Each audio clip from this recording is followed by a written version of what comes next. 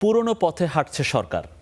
সংখ্যাগরিষ্ঠতার জোরে গুরুত্বপূর্ণ অধ্যাদেশ নিয়ে তালবাহানা করলে আরেকটি জুলাই আসতে পারে বলে সতর্ক করলেন রাজনীতিক ও বিশিষ্টজনরা। তারা বলছেন, বিএনপি নিজের মতো করে সংস্কার চায়, সে কারণেই গুম, মানবাধিকার ও বিচার বিভাগের স্বাধীনতা সংক্রান্ত অধ্যাদেশগুলো বাতিল করতে চাইছে। গুম প্রতিরোধ অধ্যাদেশ স্থগিত ও বিচার বিভাগের স্বাধীনতা সংক্রান্ত অধ্যাদেশ ইস্যুতে ভয়েস ফর রিফর্মের আলোচনা সভা। এত লড়াইয়ের পর একটা বিচার বিভাগের সচিব এ সময় বক্তারা বলেন, মানবাধিকার কমিশন মন্ত্রণালয়ের অধীনে থাকলে কোনো কাজ হবে না।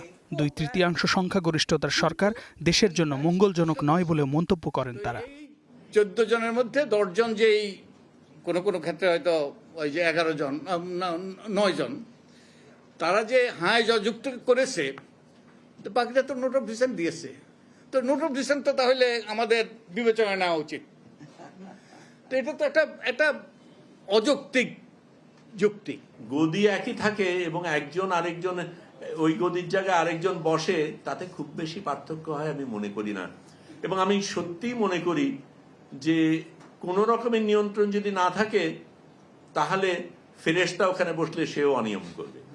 এ সময় রাজনীতিকেরা বলেন, বিএনপি শুধু তাদের পক্ষের অধ্যাদেশগুলো নিয়েই আগ্রহী। সংস্কার থেকে পিছিয়ে গেলে আরেকটি অভ্যুত্থানের প্রস্তুতি শুরু হবে বলেও সতর্ক করেন তারা।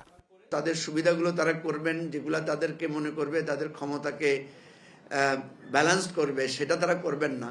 তাহলে আলটিমেটলি জুলাই অভ্যুত্থানের মাধ্যমে আমরা একটা নির্বাচনই পেয়েছি, এর বেশি কিছু পাওয়ার আমাদের নাই। ক্ষমতাসীন দল যদি এই মেজরিটির বড়াই দিয়ে আবার পিছনে হাঁটে, তাহলে জাতি আবার পিছায় যাবে। আবার এই 24 আবার এটাকে পুনর্মঞ্চায়ন করতে হবে। এটা কোনো না কোনো জায়গায় এটার আবার প্রস্তুতি চলছে। যিনি গুমের শিকার হবেন, এই গুমের ঘটনা তদন্ত করার জন্য যদি সরকারেরই কাছ থেকে অনুমতি নিতে হয়, তাহলে কি আদৌ কখনো এটার বিচার হবে? সরকার দেশকে অস্থিতিশীল করতে চায় কিনা এমন প্রশ্ন তুলে তারা আরও বলেন, মানবাধিকার ও বিচার বিভাগের স্বাধীনতা ইস্যুতে কোনো ছাড় দেয়া হবে না। গুম কমিশন এই গত 18 মাসের। শামীম বিশ্বাস, স্টার নিউজ, ঢাকা।